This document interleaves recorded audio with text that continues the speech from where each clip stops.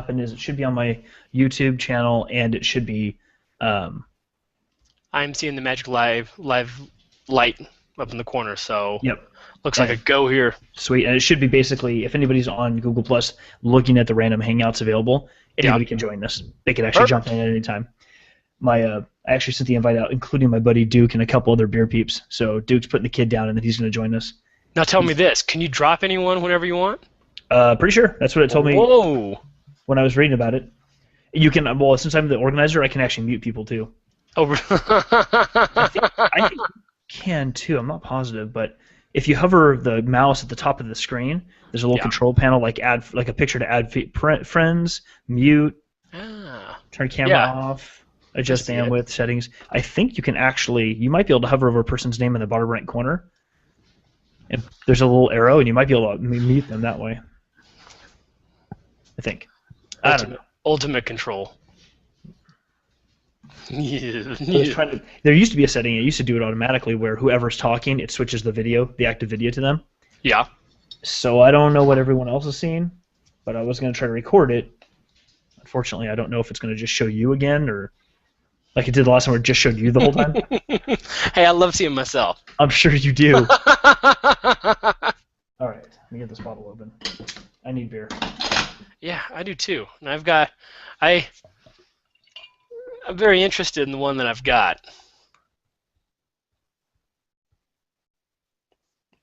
You see, out of nowhere, I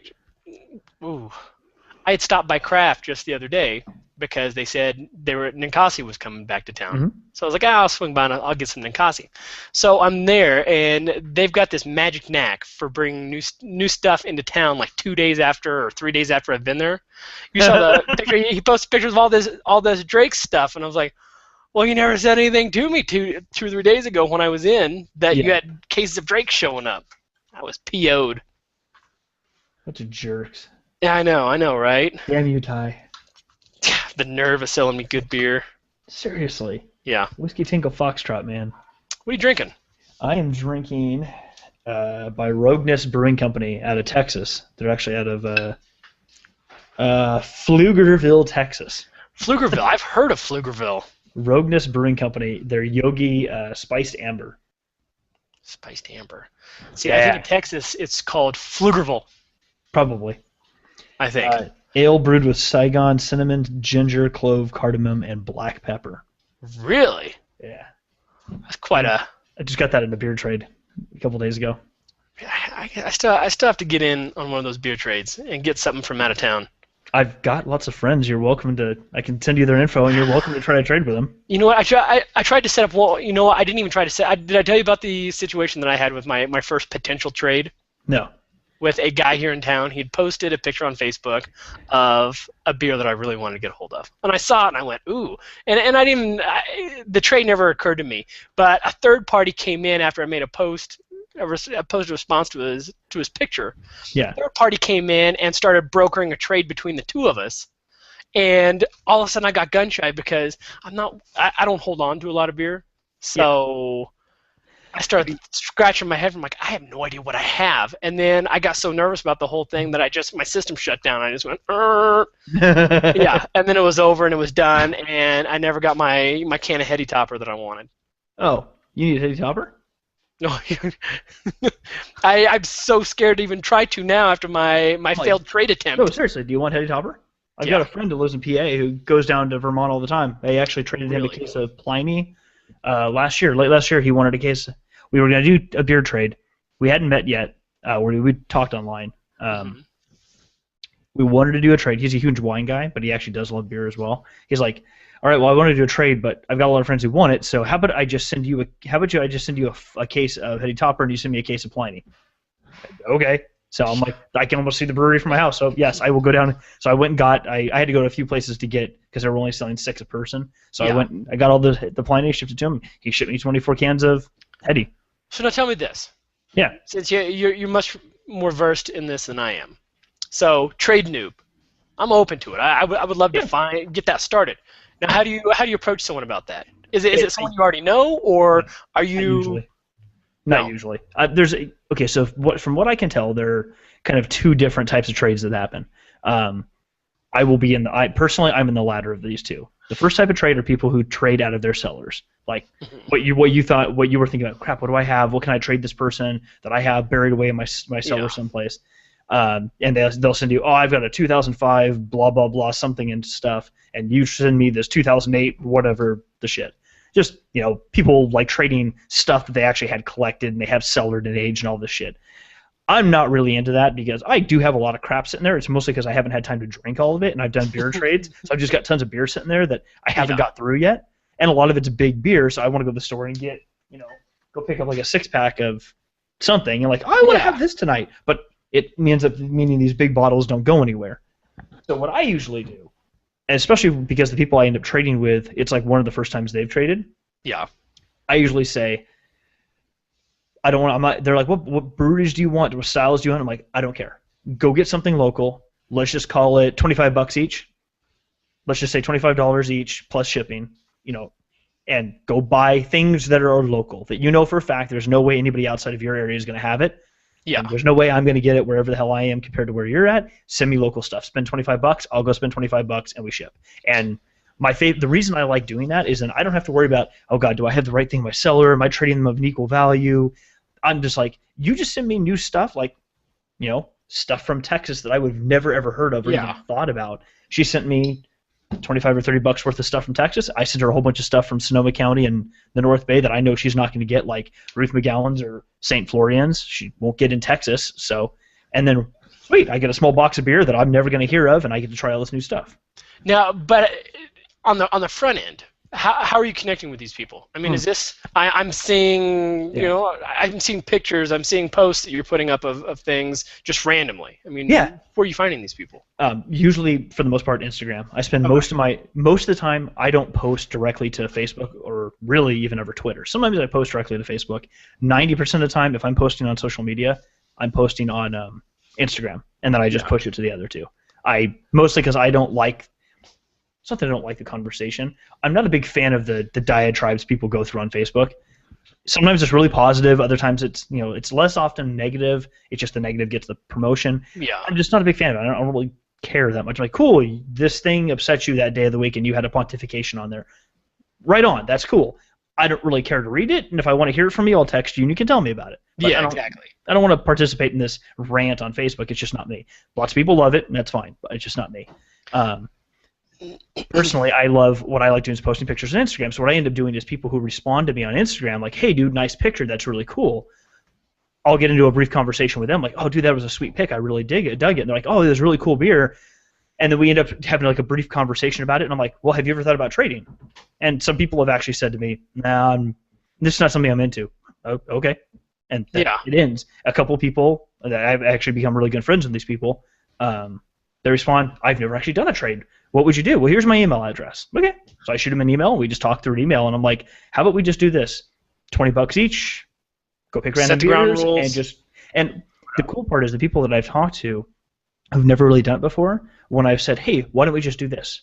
Blah blah blah dollar amount. Pick a bunch of local beers. I'll pick some local beers, and we'll trade. They almost always are like, oh, I like that better because there's no like, oh, worrying if I'm sending the right thing or it's just $20. It doesn't matter how many bottles or how few bottles. You spent the same amount of money, and you get something you would have never normally get. Cool. Well, see that was the issue that I ran into in my almost first trade. It was a guy that lives here in Reno, so he's got access to just about everything I have, and it's so rare that I've got something that I'm coveting that much and holding back that I let go of. But it's interesting you say that because I've stopped posting directly out to Twitter and to Facebook, and I'm mainly going through Instagram. But I started that when we went down to Younger earlier this year because I've been making a concerted effort to take better pictures of the beers that I'm drinking. And I don't think by any stretch of the imagination I've got a lot of room to get much better at taking pictures, but I've started to put more thought into it. It's not just me holding the bottle and doing this and that. I'm trying to put a little bit of forethought into what I'm taking pictures of. So I'm trying to put a little bit more effort. Well, since I've been doing that, all of a sudden I've got people coming out of the woodwork, just not necessarily. Certainly not saying, oh man, these are great pictures, but just saying, hey, I've tried that beer, I liked it, and then all of a sudden I'm getting linked up with these people on Instagram. So it sounds like that would just be my next logical step, is to say, hey, would you be interested? Because I'm talking guys in Florida that are posting pictures of all kinds of stuff that I'd love to get a hold of, Then and I just don't ask. think there's anything that special for them.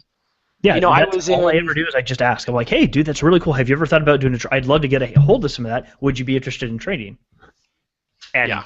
sometimes they come back. Most of the time, people have come back saying, dude, I would love to. Let me know. Let's shoot me an email. We'll talk about it. Occasionally, people say, no, I'm not really that down for that. Okay. Yeah. Whatever. You just move on. Yeah. Nothing lost, nothing gained. No one's. I've never had any problem with it at all. Maybe I'll start taking a look at that, because I keep getting the feeling I need to find someone as far away as humanly possible from me. No, you don't. That's my favorite part. Is even one state over, there's going to be a ton of breweries you've never heard of and you've never got a hold of. Who cares? It's stuff you've never had before, and you can get stuff they haven't had. What I keep thinking about is last year when I was in Baltimore for a week working, and I found a gastropub a couple miles from my hotel, and so I went down there. Phenomenal beer selection, big binder full of everything they have, and then they had a ton of local beers on tap that I've never heard of. And I start looking through the list, and they had like a specialty section of their, very low quantities, very what they are considering these super coveted beers. And they were selling 22-ounce bottles of the Sierra Nevada, the Belgian line, the Avila. They were selling them for like $30 a bottle. Holy crap! And I was like, $30 a bottle, and I asked the bartender. I said, I gotta know what's going on with the Avila, and he said to me, because you can't get these. He goes, these are so hard to get a hold of. And I started thinking in my head, and I said, where was this at? This was in Baltimore, in Maryland. Oh, okay. And I started thinking about it. I was like, I could go and pick up for $30, I could get you a half a case of these probably. Yeah. And that kind of stuff keeps popping up in my head when I start thinking about these trade ideas. That there's a lot of stuff that I can get a hold of, but if I can get someone that's at least that more than far enough away that they're not getting all the stuff that's the regular that I think's good beer. Yeah. I don't know. No, you are totally right. My buddy Steve lives in PA, and I met him through a beer trade or from posting on social media. We started trading. We did 2 trades, and then his friend, his next door neighbor, like his best friend, said, "How the hell did you get a hold of this?" And he told, and his friend's like, "Can he hook me up?" So the guy emailed me, and he's like, "I don't actually really want to trade." He goes, "Maybe someday, but I'm not really interested in trading. I just want to give plenty away for gifts. So you just tell me how much a case costs, and I'll PayPal you the money if you can go buy it. I'll pay for shipping and all that." I'm like, okay. Wow. So I went down and I bought a bunch of stuff and got a judge for shipping. I figured out what it was going to cost for shipping for FedEx. I sent him an email. He goes, "Okay, what's your email address?" And he wired me the PayPal money, and I went and shipped it. And I didn't take any profit off it. I just shipped him a case and paid for it. But as a result of that, no, he's had other friends who wanted to get together and like go get some stuff because they want to ship because they want some more Russian River or other things from the West Coast that they don't get distributed. Not just Russian River. They want like San Diego or Mid Cali stuff. Yeah. Firestone. They can't get Firestone in some areas out there. So they're like, "Can you send us X, Y, and Z?" Sure, I can get it on the shelf down at Whole Foods. Yeah, of course. Yeah. So I've done a lot of that because there's so much stuff in our areas on the West Coast that is just not distributed to the Midwest or the East Coast at all. So for them, it's like, Ethereal Light. We think Heady Topper, like, my God, how could you, that or Cigar City, and over there, like, oh yeah, we can just go over here. What's the big deal? Exactly. Yeah, that's what I want. I want to get a hold of more of the Cigar City stuff. So it's like, that's one on my list, and it's like. Yeah, I've got 4 or 5 people that I've traded with regularly. One of them out of Florida. I haven't traded with her in a while. I haven't actually heard from her in a while. This gal that I just traded with in Texas, she's really cool. We'll probably do another one soonish. I want to make sure the stuff I sent her comes in good. My friend Colleen, she's out of PA also. She's a huge beer geek, and she loves doing trades. She sent me a whole bunch of New Holland stuff the last time we traded. It was so good. Jackpot. It was awesome. And then my buddy Steve Palmer, he actually came out here. When was it? Late last year. He came out. So he's a wine guy, and he writes about wine stuff on his blog, for the most part. And he was starting to do a software development for an app he and his friend were developing. And so he came out to kind of pitch it, stay with a winery out here, and then we got to hang out in person and go have a few beers and have a great time. It was really, really cool. That sounds like a good time. Yeah, I've made a lot of friends that I'm actually like in-person friends with now as a result of this, and they're from all over the country. Actually, Duke, if he gets on here eventually, we've been doing Google Hangouts now since before Shannon and I met. He was on the Hangouts. He was on those virtual happy hours I used to do before Shannon and I met, and then she used to come on those virtual happy hours. So I've known Duke now for 4 or 5 years. We finally met in person at Boonville last weekend. Oh, how was that? I saw some pictures. It was a lot of fun. Was it? For me, it was a blast because I didn't have to stay there. We drove. I worked for St. Florian's for it, so we went over and met Aaron at the brewery, packed the truck up. Shannon and I came. He had 3 extra tickets or 4 tickets. So we left about 9 a.m., got there, set everything up, got a little something to eat. Shannon kind of played marketing, ran around getting people to come over and try the beers. We poured tons and tons of beer. Once ate food and all kinds of stuff during the day, and once the day was over, we packed everything up, drove over to because it's at the fairgrounds in Boonville, so kind of about 2 blocks away where the brewery, Anderson Valley, actually is. They did kind of a brewers camp. So we went over there, and then for all the breweries, they set up like a big barbecue buffet line outside and a couple taps. So you just walk up and get a beer and get some food with a little food ticket. So we got dinner, saw a couple friends of mine, a couple other breweries, said hi, hugs, all that stuff, and then we left and went home. And I'm like, this is sweet. I don't have to deal with the BS of camping all night long. I can go sleep in my own bed. I didn't get drunk. I just had a couple of beers. Is that what people were doing? They were camping? Oh yeah, that's like the more popular thing than, from what I can tell, than the actual beer fest. Really? People go to Boonville for the weekend to go camping at Boonville for the weekend. That's the thing now. There's like 50 breweries that go, so it's a huge beer turnout. Lots of food, but the thing is, people go there. They come up all those people that are there to camp. Yep, because Boonville's on Sunday, or the event is on Saturday, so people come up on Friday night to stay the night at the fairgrounds, camp, get their spots. People bring in like trailers and like small swimming pools and chase lounges and barbecues, and it's like a pseudo Burning Man, but not as hippie. Yeah, but it's still hippie, but not that kind of hippie. It doesn't stink quite as much. Oh no, it totally does, but for totally different reasons. Especially in the area that it's located, it's a whole lot of other stuff. Yeah. So they do that Friday night, and then so most people, when I saw most of the breweries that I know are friends of mine. My buddy, I won't say names, but a couple of people I saw wandering around first thing in the day, sunglasses on. I'm like, "How you doing, buddy?" They're like, "Shh." They're like, "Not so good, not so good." I'm like, "It's 11 a.m. I'm freaking fantastic. I was in bed at a good time last night. I'm here." Drove in. I've had a little bit to eat. I'm ready to go. Yeah, it was fun. I told my buddy Tim from Ruth McGowan's. He's the brewer up there. When we left for the day, I'm like, this is totally how I wanted to do Boonville. I will from now on do Boonville if I can work it, because when I get to come in the morning, I work the day, see a few people, and go home in the evening. I'm like, this is perfect. I go home and I'm exhausted. I get to sleep in my own bed and relax. I don't have to deal with any of the grunginess and all the crowds and the idiots being drunk everywhere and randomly walking into your campsite. I'm like, I'm good. So you don't feel like you missed out on anything by not getting out and trying a little bit of everything, or? If I was, I walked around and tried. So it was me, Aaron, and Shanna. So for the most part, it was me and Aaron pouring, and Shanna would do her stuff. Periodically, she'd come over so one of us could go get something to eat or go use the restroom. And I'd be like, Aaron, why don't you go take off and go try some stuff? So he would leave for a half an hour or so, go wander around and go tasting, see friends and go taste, come back, and then I'd hoof it out, and I'd walk around for 20, 30 minutes with my little tasting cup and head to a number of different breweries and check them out. Then Shanna would go do the same and find her friends. Oh, wow. So we were just kind of rotating and help. Actually, every brewery had anywhere from 3 to 5 people working it, so they could have 1 or 2 people and them working in shifts. So you got to experience everything that was going on in addition to working the event. Okay, you got to. Actually, it's right there. I've got my brewer's wristband, and then the little thing. So this is like I'm working. I don't know if you can see that. Yeah, I can see it. So you're working the event, and then the brewer wristband just means, you're with the brewery, so you're working it, but it means you can go around and taste all you want, and you didn't have to pay any money to get in. You just kind of, it just signifies you can walk around and taste. So I was wandering around, seeing all my friends from local breweries, hitting up a few new places. It was awesome. It was really cool. I will totally do it again if I can work it. We had an event here in town last week. There was just a report that in the paper that there are 14 breweries in Reno Carson now. No shit. That's fantastic. I can't figure out where they all are. I have no idea. I tried to count them up, and it's bizarre. But we had a Strange Brew Festival in town. Did you see anything about that? You had a what? Strange Brew Festival. It was primarily all local brewers getting together for strange beers. Put together your weirdest concoctions.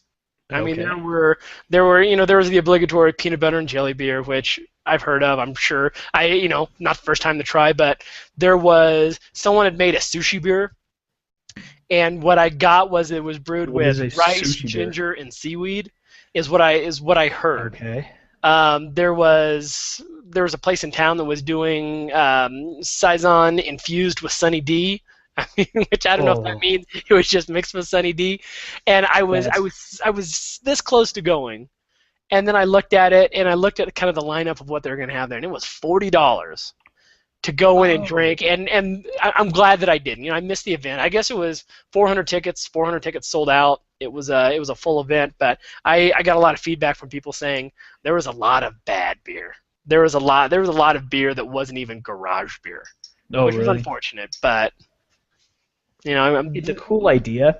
yeah, It's yeah. I don't want to knock the guys for doing that. yeah. I mean, good for them. They trying something new. Yeah. Yeah, I don't know I either. guess Like, what comes to mind is this is very judgmental. What comes to mind is, well, if it was Jolly Pumpkin and Russian River and insert or some Bend brewery, these well-known breweries that are known for experimentation and do well with these collaborations and stuff, yeah. and they did something, sure, I totally do it because they have a good track record and all this, but Well, they have an that's too much of R&D department that's probably doing nothing but just coming up with, yeah. what can we do? Where can we push the bounds? Yeah, And they've made it to, where are the they've made it to boundaries? this point. We need Yeah, these breweries need a chance to get there, and this is how you do it. So I and so won't be and so, too harsh about it. yeah, but I'll say some of them were places that probably aren't completely consistent with the flagship beers at the moment.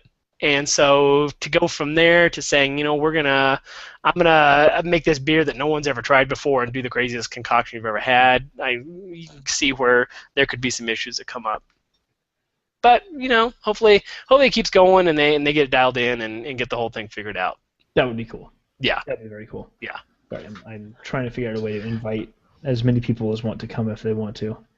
I'm not sure how it works with this. It used to be you just got like a URL. I think maybe this is it. I'm just gonna post it on Facebook or whatever and say if you want to talk beer stuffs, jump on. Talk beer stuffs. What's the Drake's 1500? It's a session beer. Is it? Mhm. Okay. It's good. Like people are all over. I saw today as soon as pictures of that Drake's in town showed up, everyone's like, "Oh, 1500, 1500," and I said, "I don't even know what 1500 is." That's It when is I get aggravated. Cause I'm like, "What?" it is a dry hopped American pale ale.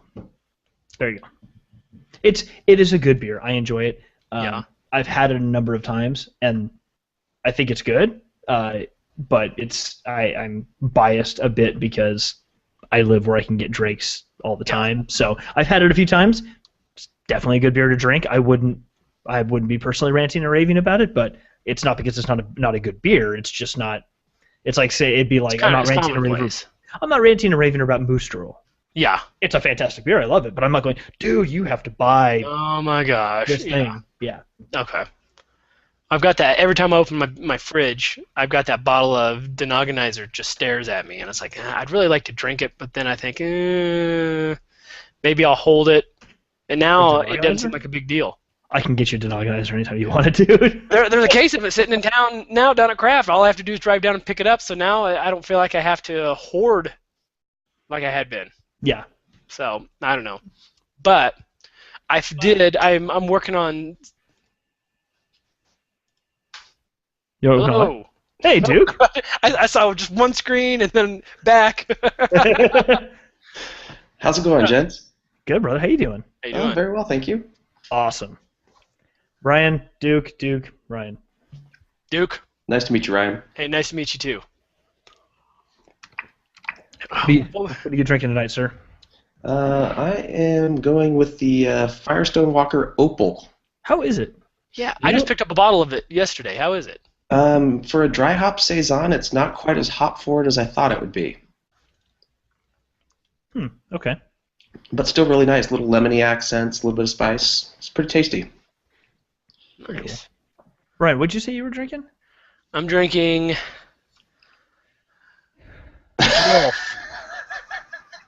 That is fantastic. Yeah, I hauled this in my carry-on bag from Springfield, Missouri.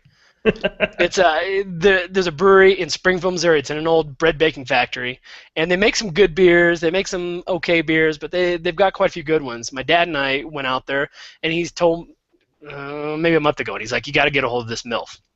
I said, "All right." So it's Imperial Stout. I can see your dad saying that too. Oh yeah, he goes, "You got to get a hold of the MILF," and he's always talking. He's always talking about MILF now, which is incredibly uncomfortable. But Imperial Stout, cocoa nibs, raisins. Aged in, what threw me off is aged in wine and spirit barrels. And I was like, well, spirit barrels, what does that mean? Well, they age it in wine, rum, sherry, bourbon, brandy, and whiskey barrels. Holy crap. So they run all 5 of them. So you can totally pull out all of those notes, I'm sure. Oh, of course, of course. I can't pick a single one of them out. Unfortunately, it feels like they've just all muddled together. It's a sweet Imperial Stout. I mean, it's obvious. It's got a lot of... I pick up a lot of alcohol out of it. I mean, it's 11%. It's not too bad. But, no, I can't pick out any distinct... If you told me raisins while I'm drinking it, I'd say, oh, okay, I get it. But without that, I'd go, well, there's something sweet and there's some dried fruit in it somewhere, but I wouldn't be able to pick out any of the spirit barrels, unfortunately. It's one of the things I've noticed a lot. A better go than let's run it through 5. But I'm not the expert. It's a cool idea, but it's so often I found the problem with those things is the flavors just become like muddy after a while. You get like, I put all this stuff in there. That's really cool that you can do that. I can put a lot of stuff in a bucket too, but at some point it's like muddy. It's just and the thing is, as it warms up, I can taste sherry and port. I'd guess sherry and port all day long. That I can taste, but I can't taste anything else out of it. So, I mean, maybe it's picked something up, but yeah, it was pretty industrious of them to take to the length that they did. They do the best 11% Pilsner I've ever had in my life. I've never had an 11% Pilsner, but they make an Uber Pils, and it's an 11% Pilsner, and it drinks fantastic. Really? Oh, yeah. Oh, yeah. That's a big boy. It really is. I would not expect to hear that it drinks well. It drinks better than you think an 11% beer, any 11% beer would drink. I mean, it definitely wasn't a sipper. I mean, you drink it and it starts going pretty quick, and you think, oh, this may be something to back off of. But it's an interesting idea. Good for them. Of the sole brewery in Southwest Missouri that I know of, they're doing something. Pushing the boundaries of what most people are getting their hands on down there. So, yeah. At what point after 5% does it stop becoming a Pilsner, though? It's a good question. That's a good question. I mean, I'd be hard pressed to take the word for the label that it's an 11% beer when you drink it. I mean, it smells like a Pilsner. It looks like a Pilsner. Everything looks like a Pilsner. Yeah. You don't get any of it until you get about halfway through, and you start getting that alcohol burn. And it's like, well, this is different. And then you read the label, and it's like, well, that's what's going on. There's an issue here. It's like the new the session IPA that's currently in vogue. It's a session IPA. No, it's a really hoppy pale ale. Yeah. Oh yeah. Yeah. But, I'm all for the session beers, but Do you like them? Do you take? I've got issue? Following the Firestone Walker theme, I've got a bottle of the Easy Jack I want to try next. So I haven't tried too many of the new session IPAs just yet. So I'll let the jury, wait on that one. Yeah.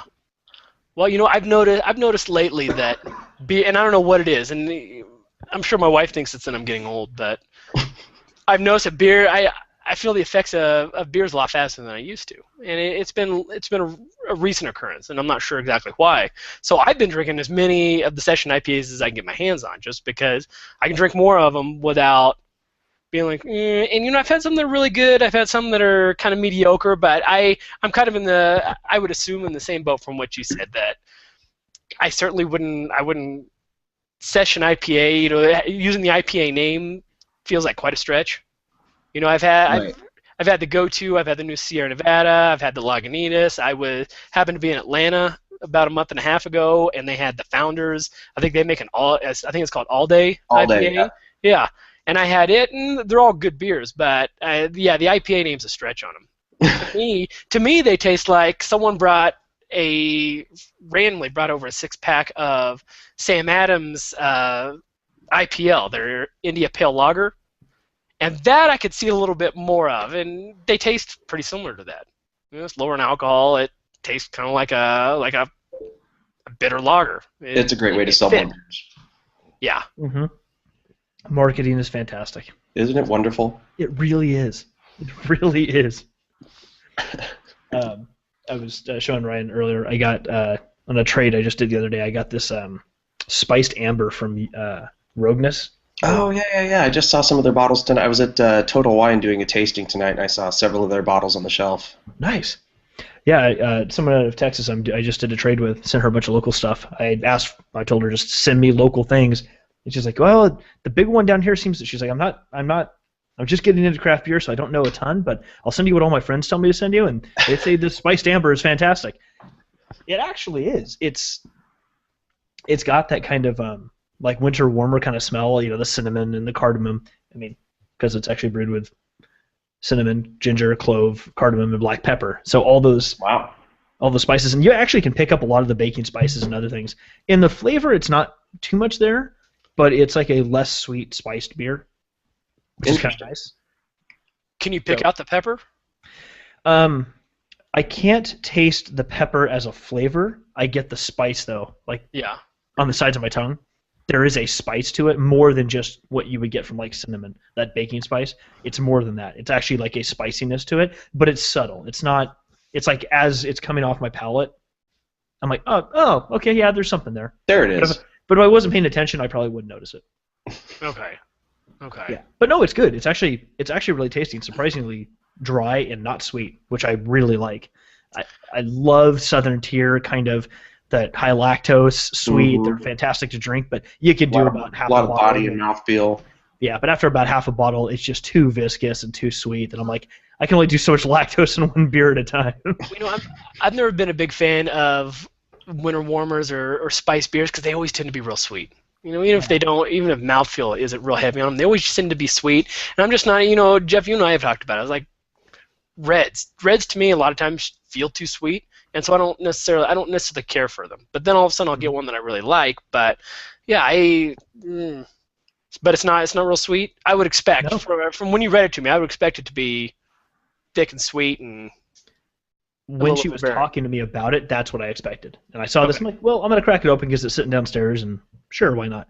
And I expected it to be a bit sweeter. I mean, there's a sweetness to it, but it's not like drinking a spiced porter or something where you get like a lot of the creaminess and the sugar sweetness to it. Mm-hmm. Yeah. It's malt sweetness, but it's not like I put a dollop of Splenda in my glass when I'm drinking it. It's nothing like that. Yeah. I just used dollop in a sentence. A little artificial sweetener. Duke, who are you located at? Portland, Oregon. Portland, Oregon. Oh, lucky you. I'm envious. It's not a bad place to be. I like to eat and drink beer, and of the places I've been, it seems to be a pretty good town to do both in. It's pretty popular. It's kind of hard, especially if you're running any sort of a brew pub. Your food better stand up because it's a very food-centric city. The beer is huge here, but the food is just as huge. Yeah. So you kind of have to step up your game if you're going to offer any sort of fare at your pub. Really, really stand out. And there's some that do it far, far better than others for sure. But yeah, it's very hard to go any place and not find some really good food and beer pairings. Oh, I bet. Well, now on that point, do you see that places that don't do it quite as well fade out and disappear? It depends on the neighborhood. I mean, some of the places are located where there might be a really awesome food cart pod close by, and so they play on that. And a lot of them will let you bring in anything you want into the tasting room or brewery or whatever it happens to be, and they don't try to excel at that. Yeah. It just depends on the pub and the brewery. Wow. Yeah, I would love my wife's from Oregon. She's from Bend originally, and she brought me to Portland once. And we went to Portland. We hooked up with a friend of hers from high school and her husband, and they knew I liked to drink beer. They said, we're going to take you somewhere to drink beer. I've told Jeff this before. No. And so our one trip, our one stop to drink beer in Portland. I was excited. It was going to be a big surprise. I had the cold sweats. We were going to get some great beer. And we went to Widmer, and we got a tour of Widmer, and then we went home. And I was like, oh, and I couldn't say, oh, this sucks. I had to get excited about it. And, and there were some beers there that weren't bad, but it's like, this isn't what I was looking for. I don't feel like I got my full Portland experience. It's a great. You got to check it out at least once. Widmer's a great place. They're guest house. They have beers on tap that you'll never find anywhere else other than in the guest house. That part I really enjoyed. We went to the guest house across the street from the brewery, right? Yep. This place I'm thinking about, and we ate. And yeah, I tried. There were a lot of beers that I tried that I've never seen again. That were good. But the first thing that popped in my head, I went, oh. I said, Widmer Hef. I said, I've had it, but I want to try some new stuff. And they knew someone that worked at the brewery, so they got a tour set up. So when we got done with the tour, I got a dozen glasses. They gave me a case of beer. I got hats. I got shirts. I got all kinds of stuff. So I couldn't complain too much. But nice. I really wanted to get some more beer, and it was like, oh. What's really interesting is right now Widmer is celebrating their 30th anniversary. And they're doing two things which are very, very interesting. One of them is they're doing 30 beers for 30 years. So they're doing 30 collaboration beers over the course of this year to celebrate their 30th anniversary. The other thing they're doing that's really interesting is they're going back into the brew logs, and they're bringing out beers that haven't seen the light of day for decades. So, for example, they brewed to the original specification, warts and all, their original alt beer. And they intentionally went back to recreate those beers exactly as they were when they first got started. And like I said, warts and all. So it's very interesting to try the beers as they were when they first got started versus how they are now and how they've evolved. Yeah. Which is not something you see a lot of other breweries do when they celebrate an anniversary. They usually is like, there are some things that we clearly did wrong back then, and we've learned from that. But it's they're still good beers. But yeah, if you flash back to 1984 when they got started and think in that time frame, you're like, well, for 1984, this was a fantastic beer. Yeah. In this day and age, when you have so many other examples to compare it against, you're like, well, maybe it doesn't hold up. But it's a great archaeological study, I guess you'd call it, for lack of a better term, to see where they started and where they're at now. So they're doing some really cool stuff. Have you had a chance to try any of these beers? Yeah. I went to a release for their first 30 Beers for 30 Years collaboration with Boneyard. They did one called Blacklight IPA, and if you hold the label up in the blacklight, it glows in the whole 9 yards. It's pretty cool. But they had three of their first three beers on tap. The 1984 Alt, the 1986 Hef, and I can't remember what the 85 beer was, but it was neat to try them all. Oh, I bet. Yeah. I bet. Yeah, that would have been fun. I think they used to make a milk stout called Snowplow. Does that ring a bell? Mm-hmm. And I've never seen it anywhere but there at the gas house. And I had it, and I think it was the first. I want to say it was probably the first milk stout I've ever had in my life. Mm-hmm. And I loved it. It was great, but I never saw it again. They bottled it for a while. It's been retired for a few years now. And who knows? Maybe they'll trot it out for their 30th anniversary again when winter rolls around. But yeah, you're right. It's a great milk stout. If I remember correctly, it's like 7.2%, so it's not super high ABV. Balances out really nice with the lactose. It's just a really good winter beer. I still have a shirt. I bought a shirt. I liked it so much. I've got a Snowplow shirt upstairs. Yeah. I was like, this is great. And collector's item. Oh yeah. It doesn't get worn much. It just gets. I bring it out and air it out and let people look at it, and I put it back away because no one wants to see it. Make sure the moths aren't getting to it. Exactly. We gotta get back up to Portland. We need to. Yes, you do. Oh, it's been way too long. We drove up when we drove up to Seattle. I think it was last year to see our friends. We stopped in Portland on the way up. I think I must have been out of town when you guys were passing, because I remember talking to you about that. And I was somewhere else other than here. Yeah, I vaguely remember that we were chatting. And we're like, crap. There's the one time I'm up there. There's the one time you're not there. You were off doing gallivanting someplace across the country. I don't remember. Actually, you know what? I think I was actually down in San Diego visiting Taylor that week. Oh, okay. Nice. Yeah, it was bitching. Shanna got to hang around and eat a little bit of food. I took her. We went to Voodoo because we had to. Was it worth it? I'm like Voodoo Donuts because I'm American. Yeah. Was it worth it? That's what I always want to know. Is it worth it? You have to go there at least once. It's not a place that, personally, it's not a place I'd go there on a regular basis because, my God, my thyroid, I don't think could handle it. But the donuts are fantastic, and it's just cool as hell to have these little, like, the voodoo donut or the that one that's like covered in Oreo cookie. Or I love donuts. It's so good. So, two things you got to know. Number one, Voodoo has a second location that's not as crazy to get into than the first one downtown. So the first one downtown always has a line outside of it.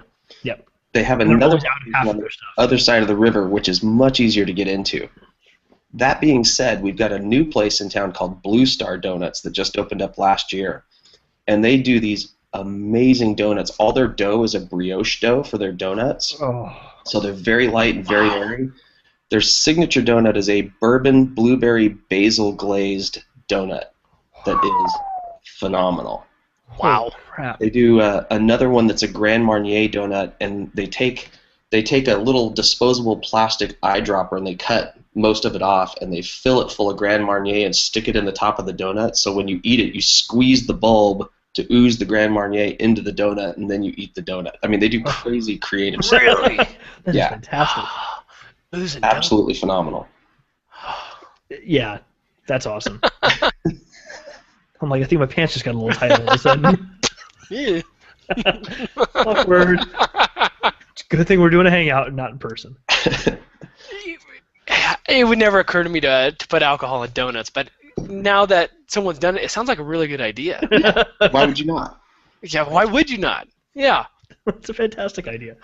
Yeah, Voodoo is kind of cool. Voodoo's cool. I mean, at least the first time you go to look in the case and see all these random weird-looking things that are donuts, it's like, this is pretty sweet. You have to go there to have the original bacon maple bar. Oh. Because nobody does it like they do. Yeah, big chunks of bacon all over the top of this thing. The bar is like that big. Oh my God, it's just fantastic. I've had some incredibly poor attempts. Oh, this awesome in my mouth. At it. Amazing. That and I yelled at a hobo or a bum outside. Did you? While I was drunk outside that Voodoo Donuts. So it holds a special place in my heart. The first time you've ever yelled at a hobo?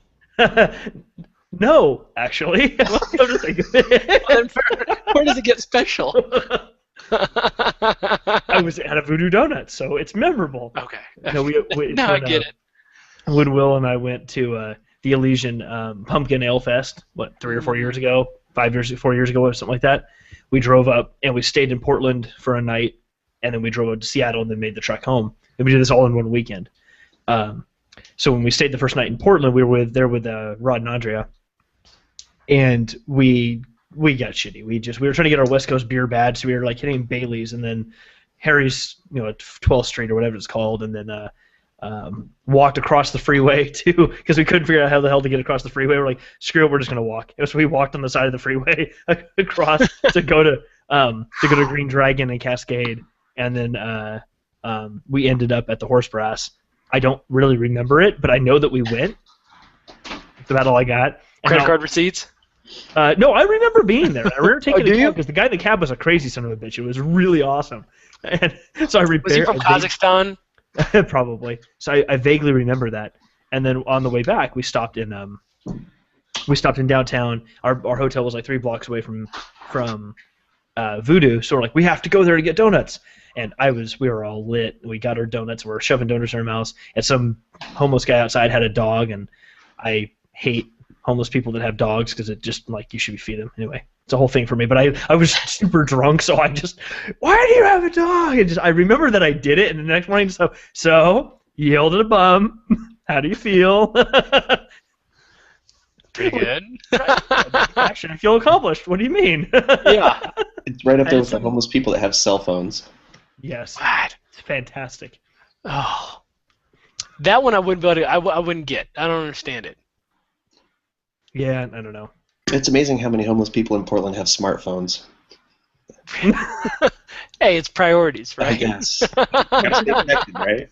It normally would surprise me, except for the fact that last time we were in that town and watching all these hipsters on bikes riding up and down the hills on single gear. I actually didn't realize that's what it was until Shanna said something. I'm like, what do you mean single gear? Like Pixies. No. I'm like, no, that's not right. And I look out. I'm like, Careful, you're talking to someone from Portland. No, but I look Don't up. besmirch the fixed gear, the fixie. Well, no, I'm not making fun of it. I just look outside and I look up the hill. I'm like, you are crazy. What the hell is wrong with you? I'm like, how? No. I'm like, I have 27 speeds on my road bike, and there's no way in hell I'm doing that. I'm like, how big are your calves? Christ. I rode from the bike shop down the hill from my house. You've been to my house. You know where the bike shop is. I rode from the bike shop to my house on a fixed gear road bike once, just to see, because I thought I wanted to buy one. It was the worst experience of my life. It was awful, awful, awful. And that climb from Peloton to your house is not actually that bad. I mean, it's bad, but it's not like the hills in downtown Portland. But imagine doing that in a flannel and tight jeans. No, I don't want to think of and the oppressive heat of a mustache. I mean, it holds and a massive messenger bag on your back. Yes. Because apparently you have to take your house with you everywhere you go. Well, where are you going to put your turntable? Go to the vinyl. Right. Sorry.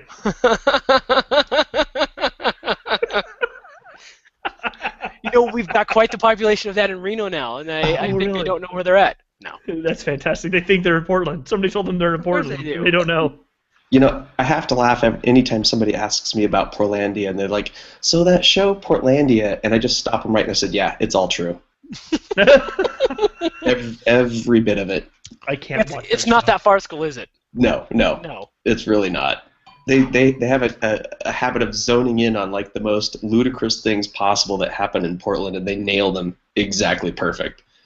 That's awesome. Which is why I'm disappointed they still haven't done anything with the beer scene yet, or the home brewing community, or any of that stuff. Really? Yeah, not yet. I don't watch the show, so I don't actually know. But that's interesting. I'll have to keep an eye I don't on watch that. the show because I don't want to become jaded about where I live. I don't watch the show because it annoys the hell out of me. Shannon tried to get me to watch an episode of it when we were on that road trip. We stopped in the hotel in Portland, or Eugene, I don't know, wherever we were staying for one night. We just had to stop. And we stayed the night, and she's like, you just got to watch an episode of this, just for a few minutes. Okay, honey, I'll start watching it. And I don't know which episode she played me. Maybe it was the very first where they sing the whole Welcome to Portland song for 10 minutes in the beginning. And I got halfway through, I'm like, you please tell me, for the love of God, this ends in the next 30 seconds, because I'm going to punch a puppy or something. It's just horrible. I'm like, why are you making me watch this? She's like, just go with it. I'm like, just go with it. That's what? Just a tip, just for a moment. I mean, come on now. That's not. So we get to start watching the actual show. I'm like, honey, I just stared at her. I'm like, I can't. This is not even funny to me. I can't do this. I'm sorry. Maybe my sense of humor is gone, but you've got a hipster phobia. You do. You've got a hipster aversion, and there's nothing wrong with it, because you know what? I do. It's weird. I put flannel on, and it really, really itches when I do that. That's wool. You got to wear flannel. Flannel's cotton, baby. It's tough. But you know what? I realized we. Hey, but my kilt doesn't itch. My kilt's fine. There's a burgeoning hipster community in Reno. A lot of fixed gear bikes. A lot of it's got to be 30 years old. It's an old Nishiki. All I got about what you just said there is it used burgeoning in a sentence. I did. I trumped your dollop. Nicely done, sir. Yeah, but no. But what you've realized, what I've realized is, if you follow the hipsters, it usually leads to good food and drinks. It really does. Or at least cheap food and drinks. Yeah, exactly. And okay, there's a place for that too. So, they in the Darwin scheme of things, I think there's a place for them, Jeff. I have to say, there's a gal that's got a blog, and I can't remember. I want to say her name is Nikki Daniels, and I just happened to see this link on Twitter last Wednesday or Thursday before heading down to Boonville. And she did this treatise on why hipsters. She's an aficionado of burly men with beards, but she did this treatise on why hipsters are ruining beards for her. People that have never spent any time camping in a tent or swinging an axe in a forest, or any number of things. And I read this treatise to Dan as we were driving up to Boonville, because we got on this subject, and so I'm like, oh, you've got to hear this. And so I read it off to him, and I almost thought we were going to get into a wreck, because he was just about ready to just start shooting things out of his nose. He was laughing so hard. That is fantastic. If I can find it again, I'll send you the link, because it's awesome. definitely worth a read. I am excited to see that. That is fantastic. Well, I think it's the beard thing. I'm kind of actually okay with, because not all of them, but a lot of the guys who are like well, you have one, so you don't want to say anything bad about it. Oh no, right? well, my beard's fantastic. What the hell are you talking about? This is a big bucket of a lot of awesome inside. That's what this is.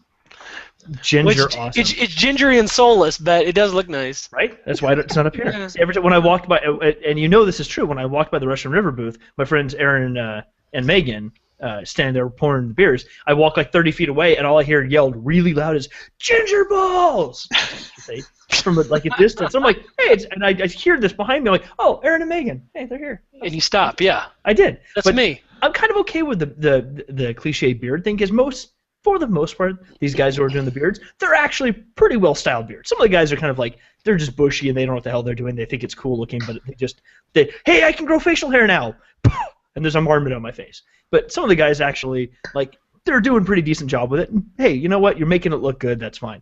It's the guys who are trying to bring the mustaches back, and it's like, whoa, hold on.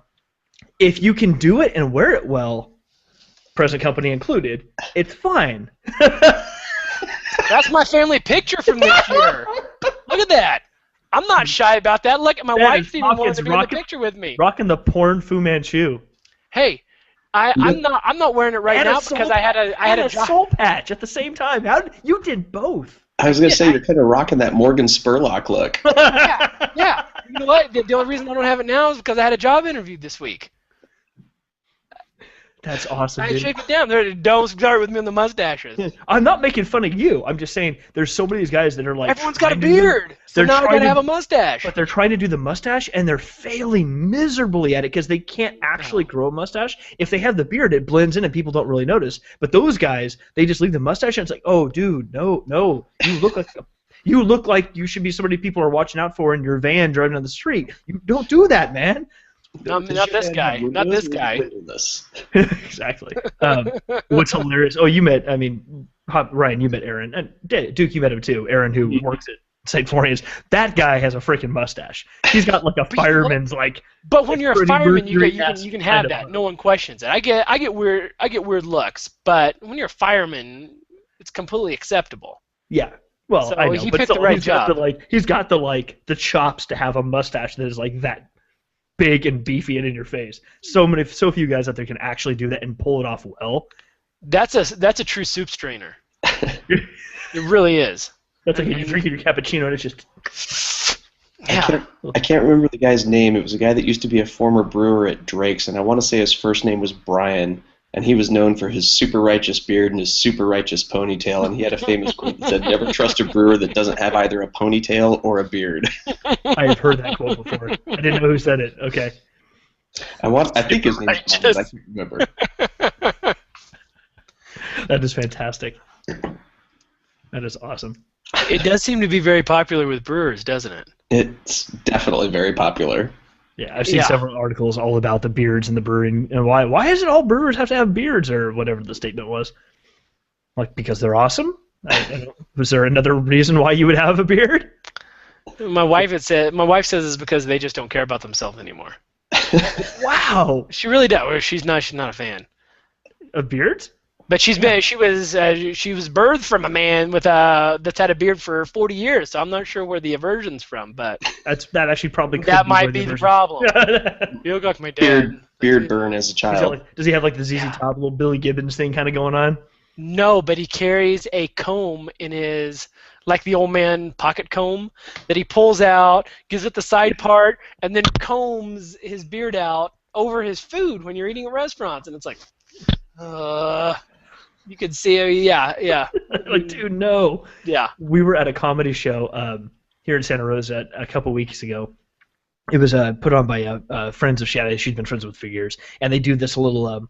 They like put on these events where they have like 3 or 4 comics come in and they do a little like amateur stand-up, and then their group gets together and they do kind of like a Whose Line Is It Anyway kind of thing where they do little skits or little games that they have to play, and I forget his name, the guy she's friends with, but he's got this big like beard / goatee kind of thing coming down, and you could tell, in my opinion, I don't think he's actually had it that long because he's got the comb and he's sitting there off the side while the show is going on. He's not participating, and he's like, you see him like, haha, like snaps it out, puts it away. Yeah, almost like it's later. Like, dude.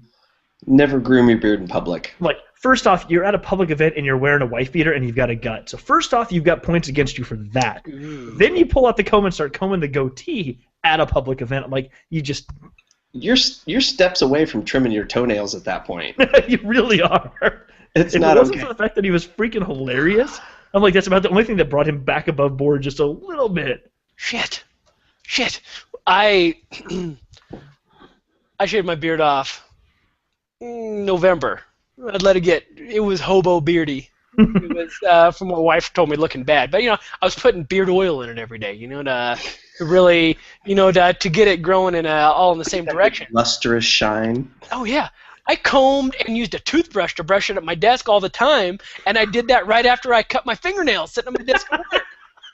My cubicle. Gosh, you guys are killing my ego here. I did not know that, Gosh, Hawkins. I need therapy. Oh yeah. How did I not know that about you? I floss and cut my fingernails at my desk. Oh, tear.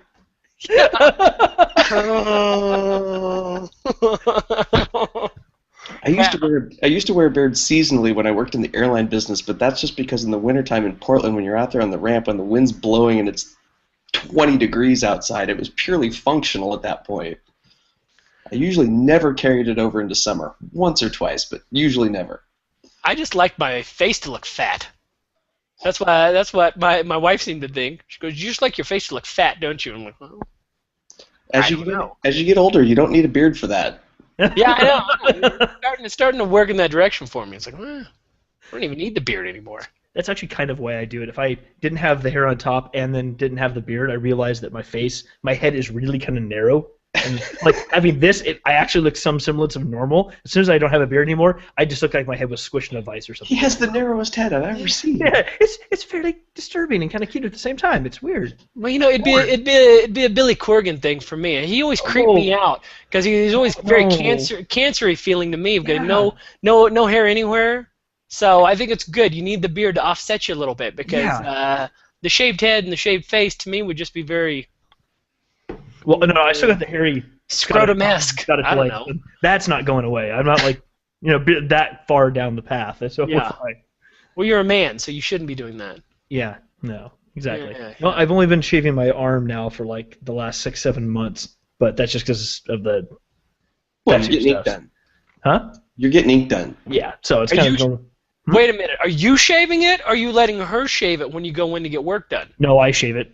I don't, because otherwise she'll spend like 15 minutes trying to do it. So when I'm in the shower, I just, because I'm actually in the point now where I'm getting tattooed about every 3 weeks, 2 to 3 weeks. At what point do you get to that? Do you get to the level where it's like, you know what? I'm shaving my arm. I might as well just move it over to the chest while I'm in the shower.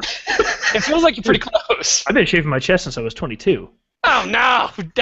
But I've got ink all over my chest. You're manscaping everywhere. No, I'm not. Oh no! No, I just have tattoos all over my chest, so I don't want to.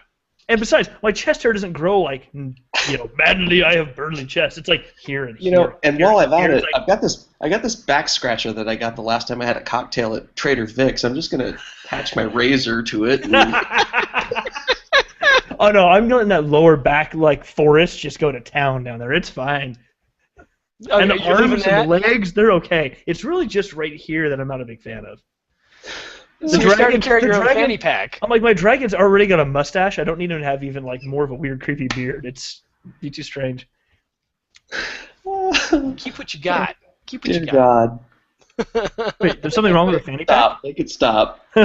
Like, I can't wear a fanny pack in public? That's not okay? No, the bearded dragon. Margaret Thatcher naked on a cold day. Margaret Thatcher naked on a cold day. Nice. Well played. There's certain mental visuals you just can never unsee.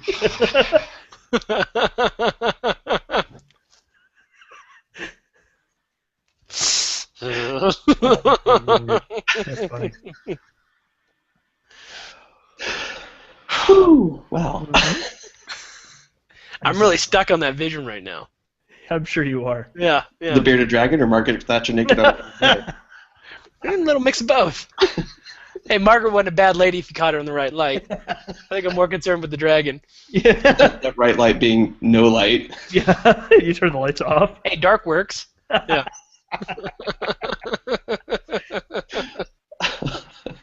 Oh. How's that opal as it's warming up?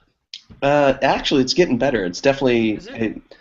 I had it off the shelf, so it was warm. So I threw it in the freezer for about 20 minutes to chill it down quickly, and I think I got it a little too cold. But now that it's opening up, the hops are definitely starting to come out on it. It's really nice. Nice. I was getting kind of the same thing when we were at the festival last weekend. Several people's beards. Wow. Cut. Drop the beards. Try Jeff. that It's again. all about you. Seriously. Several people's beers off of their jockey box, like fresh off the ice, were so cold. I would take a sip of it, some malty something or other, and take a sip. I'm like, wow, that's a cold beer. Like, it couldn't taste anything. It was just cold. And it took a little while of like letting them like settle the jockey box in, some of the ice melt a little bit, so it's not just freezing cold when it came out, to actually start tasting the things you were pouring. Yeah, it seemed like the later in the day it got, the better they got to be tasting for sure. I was glad I worked the first shift. So by the time I was done at 2, everything had been pouring consistently for the afternoon and was pretty spot on. No, Nice. were you volunteering in general, or were you working with a specific brewery at their booth? I was working for Bison. Bison? Okay. Yep. Duke actually works for Bison. Oh, do you? Mm-hmm. Nice. I'm the Oregon and Washington brand representative. You know, I think we just started getting a couple of Bison beers in Nevada. Yes, you did. Yeah. Yep. Yeah. Yep. We just started. I can't remember if we just switched distributors or we just got a new distributor. But yeah, we're now distributing in Nevada, pretty much statewide at this point. Nevada is such a hole of a state, in my opinion, for the most part. We don't have a whole lot of there's not a lot of distributors in the state, and unless there's a state distributor that's carrying the beer, you can't get it. So everything's such a trickle to get in here. But I know I just recently saw some Bison beer, I think at Total Wine, and I hadn't seen it before at all. Okay. I think I may have some in my fridge. Look for the Kermit the Hop. Kermit the Hop? That's our new double IPA, which is pretty fantastic. Right on. Actually, you know what? That brings up a really good question. I was overhearing, actually after Boonville, overhearing a conversation about, I guess, some change in the law that's potentially coming up that would prevent, essentially prevent contract brewing. Like, you can't brew unless you can't sell or brew. You can brew, but you can't sell your product unless you actually are brewing on your own equipment. Like, you wouldn't be able to contract brew anymore. Something to that effect. Is that a state thing? I can't imagine it would be a federal thing. I don't think it was federal. I think it was a California state thing. Because let's face it, the feds are not going to want to get rid of all of those contract brewers. I mean, look at FX Matt in upstate New York. I mean, they contract brew for a ton of people, and Mendocino, they've got 2 operations on each coast, and there's a number of breweries that's kind of what they make their livelihood doing. I can't imagine the feds wanting to shed that tax revenue by any stretch. So, got to be a state thing. And why that? Yeah, doesn't Black Diamond do a fair amount of contract brewing too? I thought I heard that. Doesn't Black Diamond do a fair amount of contract brewing? I'm not too familiar with them. I just seen their beers recently, but where does Dan do most of his stuff at? What's that? Where does Dan do most of his stuff at? Well, we don't necessarily contract brew. We gypsy brew. So we brew out of Mendocino. And Dan actually, I mean, when it's brew day, Dan goes to Mendocino and he's hands-on during brew day. So, we don't strictly contract brew. It's more gypsy brewing where Dan's actually hands-on when it comes time to brew up there. So. Okay, that makes sense. Yeah. Okay, and so there's maybe quite a few brewers that do that. McKellar is essentially a gypsy brewer. I mean, there's quite a few of them.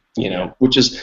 It's a good, and that's how Heretic got started. For example, they were gypsy brewing at EJ Fair. Of course, they had all their own fermenters and whatnot, but they were brewing, doing the alternating proprietorship and So that that actually puts it into context. I'm wondering if what I was hearing about was actually more of the contract brewing side of the house, side of things, not the gypsy brew, not the. I know it's not technically legally called gypsy brewing, but whatever they call that. Maybe what I was hearing about is the contract brewing and something to do with that.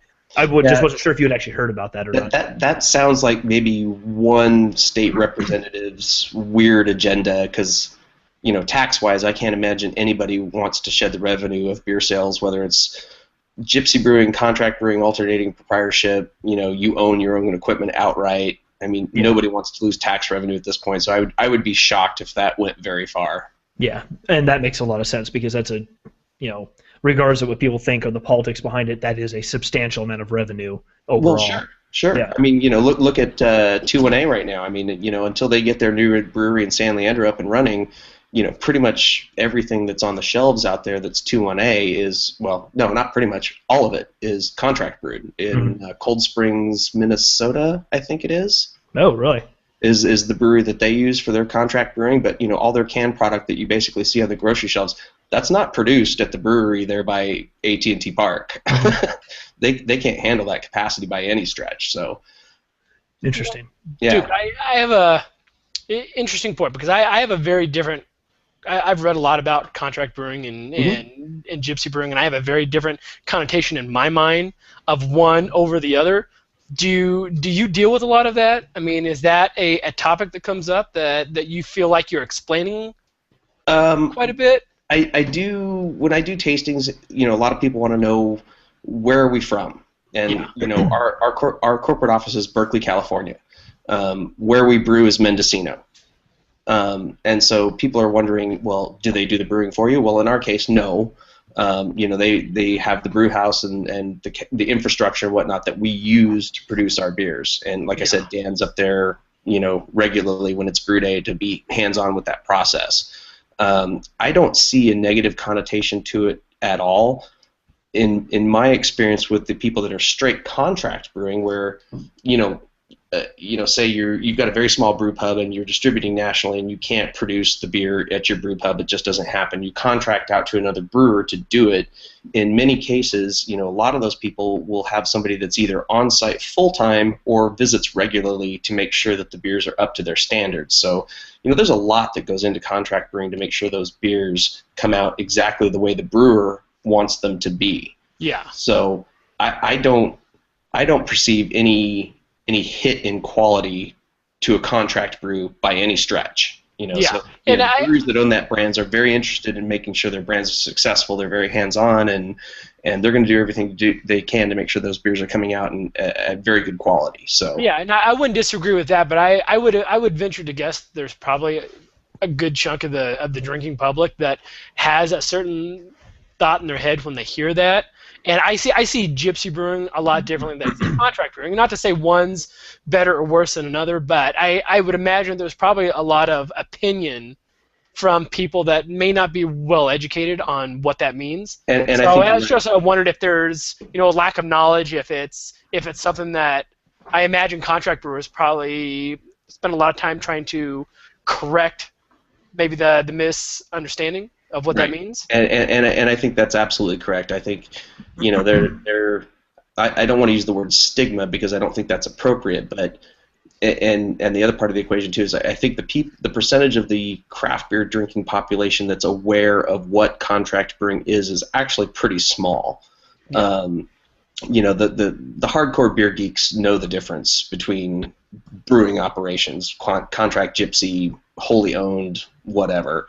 And that's just because they follow those breweries and they know what they're doing and how they're doing it. But quality-wise, I don't see any difference at all. I mean, like I said, these guys are invested in the brands. They've got a lot of skin in the game to make sure that they're successful and their beer's coming out quality.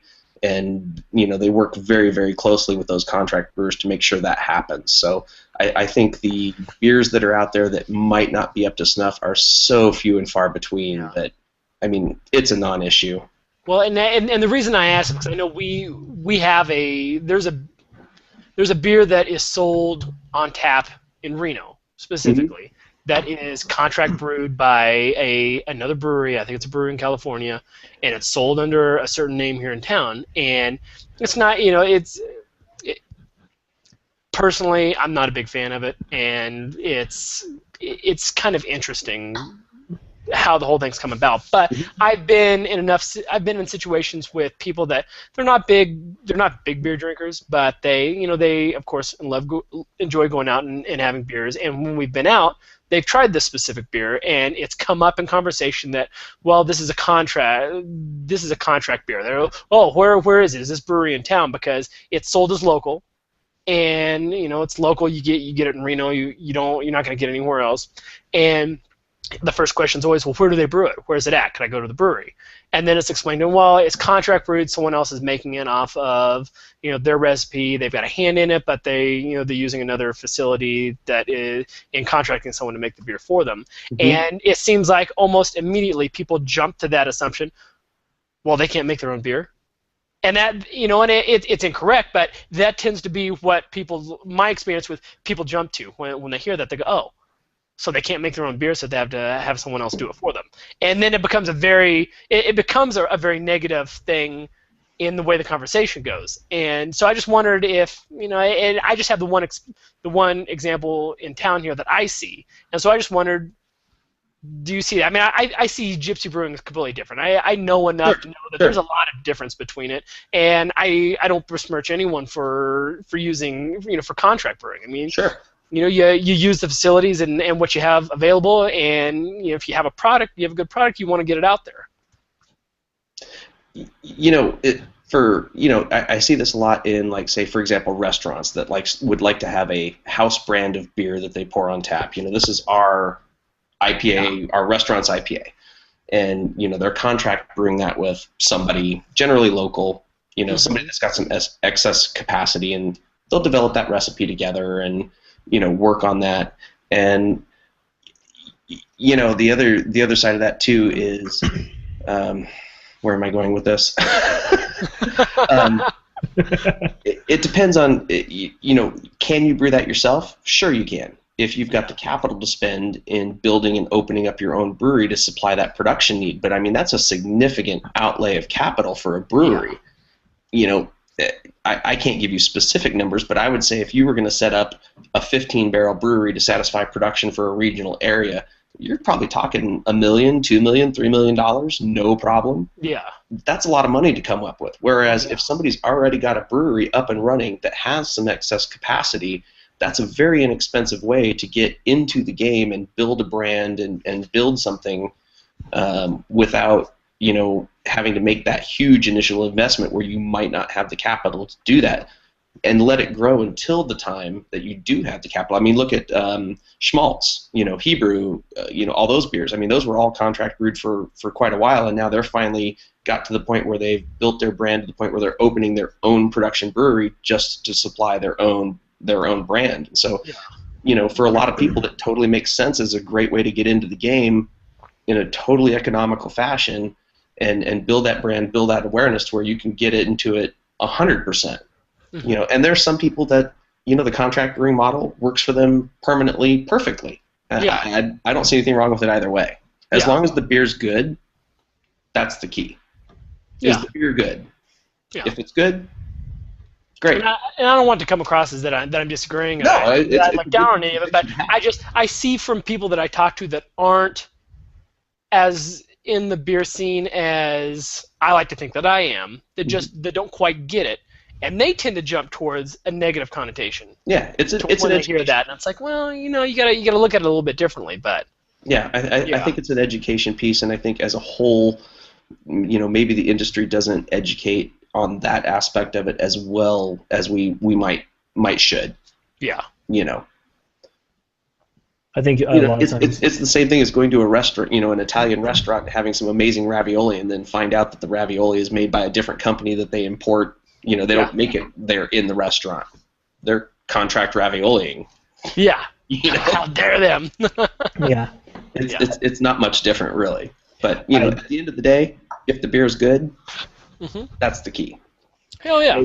I agree. I've noticed with several people when I've had this conversation, or they ask the question about contract or whatever it means, and if when I've responded a couple times just to see what happens, or like oh, where do they do the beer? Well, they collaborate with blah blah blah company and use that type of verbiage instead of, oh, it's a contract beer. Like, they collaborate with this company to put together this beer, and then they assist in the beer making process, all that. The conversation is like, oh, okay, and it just moves on. I think some people out there that have a big enough voice have the word contract to mean you're contracting out, like you're subcontracting, like a foreman is subcontracting out work. I'm not going to do it. This person is going to do it instead. Right. And somehow they they build a corollary that if it means that there, it must mean the same thing over here. Not that that is a unjust way to use the term, but it doesn't necessarily mean the same thing over here, and it doesn't necessarily mean that really in that line of work either. But that's how people think it, and they just cool. That's what it means. I think what's really interesting is that, especially in the craft beer industry, you will find people that own brands that do that sort of thing that are much more willing to talk about it and explain their business model to people. Look at wine and spirits, on the other hand, and there are wineries and spirit makers out there that have no facility whatsoever. They're basically having somebody else produce it. But if you look at their websites, and I'm not going to name names, but there's a few out there that they make it sound like they're doing all of this stuff themselves, and it's not the case. So I think you'll find more transparency in craft beer in that regard than you will in wine or spirits, in my experience. And that's just my opinion. No, you're right. Actually, you're 100% correct. I've met a number of winemakers / winery people, in going to these events with Shanna in and around Sonoma County, that it's not negative, but many of them that don't do a single estate wine. They own property. They have tons of vines. They don't do any estate wines. They sell off all the grapes they have to someplace else. But when you actually talk to them, it's because, well, here's the land we could buy because this is what we could afford to get, and it was good property to get, but what grows here are this grape, this grape, and this grape, and I don't want to make those wines. I've always wanted to make these 3 varietals, so I sell what I can grow, and I buy what I need, and I make, they make wines that do have blends of some of their own grapes, but they don't make any 100% estate-only wines because mostly it's like, that's not the wine I wanted to make. I wanted to make a Zen, and I can grow Chard. So I buy my Zen grapes, and I make my Zen, and I sell off my Chard. There's absolutely nothing, and it's, for most people, like, oh, well, yeah, that totally makes sense. It was a business. Somehow that's not, and I think you're hitting on something, Duke. It's not that there is a stigma. It's just there's not enough people yet in the beer industry that seem to be willing to, that are actually brewers or brewery owners that are willing to actually talk about it and can actually articulate, this is what we're doing. It's not, oh, we sell it off to let somebody else do it or work for us. That's not what they're doing at all. But they're not necessarily good at articulating what it is they're really doing. Right. Yeah, and it's I think there's a big difference there, especially between wine and beer. It's like, in the beer industry, regardless of whether you're contract gypsy or wholly owned, you're buying the same raw materials that every other brewery in the country is buying. There's no difference there between somebody who's buying malt from Brees or Gambrinus or Great Western, or it doesn't matter. Everybody's buying those malts, whether you're contract gypsy or otherwise. And I think you're right. There's a difference in the wine industry where a lot of people don't know that there's a lot of people that all they do is produce, wine grapes, and they don't actually produce their own wine. They sell their entire product to wineries that don't have these massive vineyards or a great place to grow a certain particular varietal. I mean, that's extremely common in the wine industry, that you're contracting out to other growers and farmers to grow your products. That's not to say those people also don't have a direct hand with those farmers to make sure that the grapes are coming in as a high quality, but it's a different the way it's presented to the public is completely different. So this is just my personal opinion, my guess at it. I think a lot of it has to do with the age of the age is probably the wrong way to describe it, but kind of the age of this craft beer world, not just beer and brewing and all that.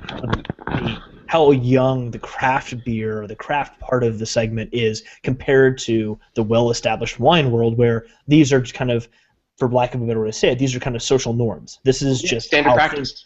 This is just how things work in the wine industry. I know one guy right now for a fact. He does not own land. He doesn't own his own grapes. He buys grapes and he makes wine. He's a winemaker. He makes wine. He doesn't own land to grow and have a farm and have staff. He just buys what he needs, goes someplace, makes it, ages it, and blah, blah, blah, blah, blah, whatever the process happens to be.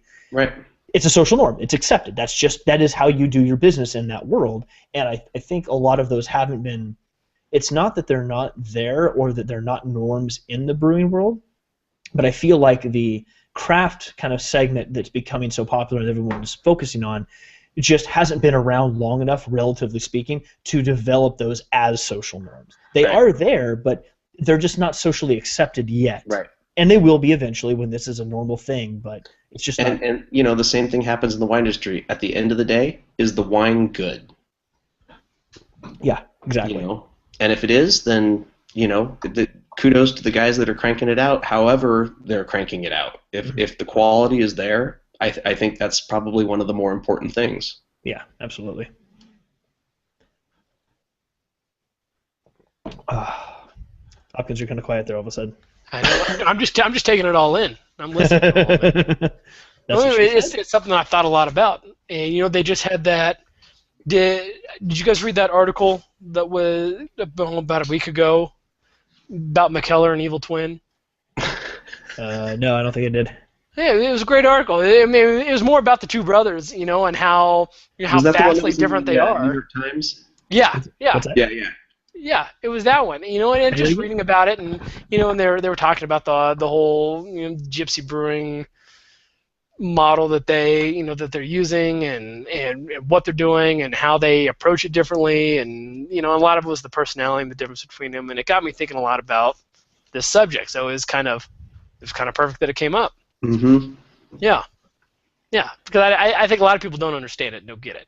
And that's just it. There's a business side of it too that when it comes to financials and numbers, most people don't discuss that sort of. Oh. He was about to make a good point. Look, we just lost Duke. No!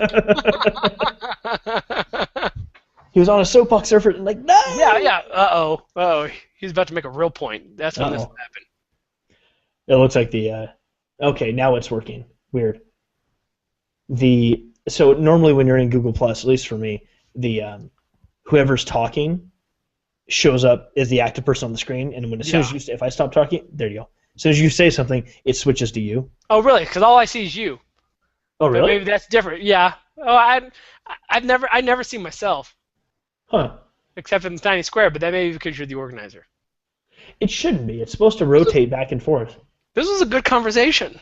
Yeah. I really enjoyed it. It's nice getting some different perspectives. Yeah. Duke is really good people. I'm glad he could join us.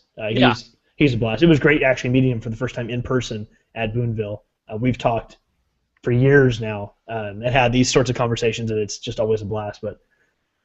And he's back. Maybe. It's thinking about it. There he is. We have a feeling you're about to make the best point of the night.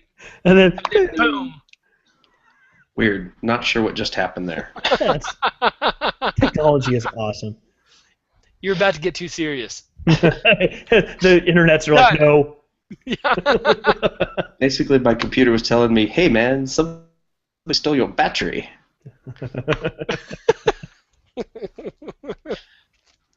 Do you remember what point you were going to make?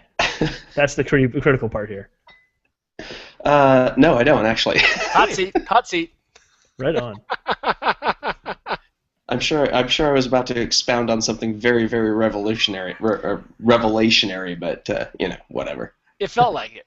You're like, but hey, beer, awesome. Yeah. But hey, beer, yeah, exactly. Squirrel. Squirrel. I hate squirrels. You gotta figure out a better way to say this. Little boom arm here it is. It's cool, but it's. Hey, nice display of the Boonville Tap Monkey Pass, by the way, there, Jeff. You like that? I'm kind of proud of that.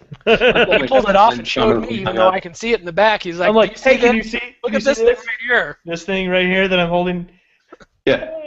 I was at Boonville. No big deal. I'm happy about it. It made me happy. I want to go down and camp that. I Oh, want to be one of those people. No, Duke can tell you about his camping. He did it the right way. In an RV? We were no. I had a single person tent. I was extremely smart about that. I brought the smallest tent I could possibly bring just to make sure that there wouldn't be anybody that was like, "Hey man, can I crash in your tent?" I avoided that completely. But we were fortunate enough to be camped with the folks from Rate Beer. Oh really? Joe and Jen. Ridiculous the stuff those guys were breaking out in the evening. I mean, serious white whale stuff. Yeah, every time I've been to Joe's house for a beer tasting or whatever, he's like, "Oh, just come on over, open some things." And he has just a rack. He's like, "So these people sent me this and that," and I'm like, "Where the hell did you get all this beer?" He's like, "Oh, what? You mean this thing over here?" And he kind of acts like he clearly has no idea that that's the beer he has, and I know he does. It's just like, what? He runs a website like that. He's got to know what he's got. He's like, what? This is good? Well, they had a couple of buckets and coolers full of beer on ice and chilling and whatnot. It was just like, go open whatever you want. Whatever you grab, if you want to open it, go ahead. And it was just like, hey, there's a Dark Lord 2010 in here. Yeah, go ahead, pop that. Like, seriously? Have any of you smacked this guy at one point? Just hey, wake up. You can't, because they were such amazingly gracious hosts. They were fantastic. Absolutely fantastic. Joe and Jen are some of the most chill people I've ever met. They are really cool. They took very, very good care of me, and I was very, very thankful to be where I was at. Oh, I bet you were. If it's any consolation to both of you guys, they live like a mile that way. What? I've been to their house 2 or 3 different times for beer tasting things. Joe's like, oh, I'm gonna do a beer tasting night. Why don't you guys just come on over? And he just invites a bunch of people around, and we just drive over to his house. And he's like, bring a bottle if you want to. We'll just crack stuff open and bring some food if you want to bring food, and we'll just hang out and drink beers and hang out. Now, is that a stressful invite for you? Bring a bottle of beer or something to share? I mean, when you walk into someone's house like that, it's like, me, I'd be petrified. What do I bring? What do I bring? Yes, I have gone through that once or twice. I have, but then I started realizing that when I get there, most of Steel Reserve. I brought it. I guarantee I'm the only one that's gonna bring it in tonight. Yeah. That just happened. Yeah. Colt 45. Loco, great. No, but seriously, what do you bring? What do you bring to that? I would have no clue. I'd be like. The first time I went, I was super nervous. I'm like, shit, I don't know what to bring. Of course you were. And so I think I brought a bottle of Cascade something or other. I think I bought a blueberry in the fridge, and then something else that I had, I don't remember what, brewery, something or other. And it was fine, because mostly what he opened was stuff that he had. Yeah. He was like, if you want to bring bottles over, we'll totally get to them. But he basically gets a lot of stuff for review. Like, hey, review this and rate it on your site or whatever. And he does some of it, but for the most part, I think we go over there and he opened bottles and we all share and we just enjoy it and have a really good time with it. He's not charging anybody. We just go over and hang out. And we just open. He's like, here, why don't we open this? Why don't we open this? And by the end of the night, we'll have 15, 20 beers sitting there open. He's like, let's open more. Do you guys want to open more? We can open more. Here, I have this. Let's just open this. I hate you. The funny part for me is I went, prior to going down there and traveling down, I went down into the cellar and pulled about 6 bottles out of my collection of stuff that I was going to bring down and share.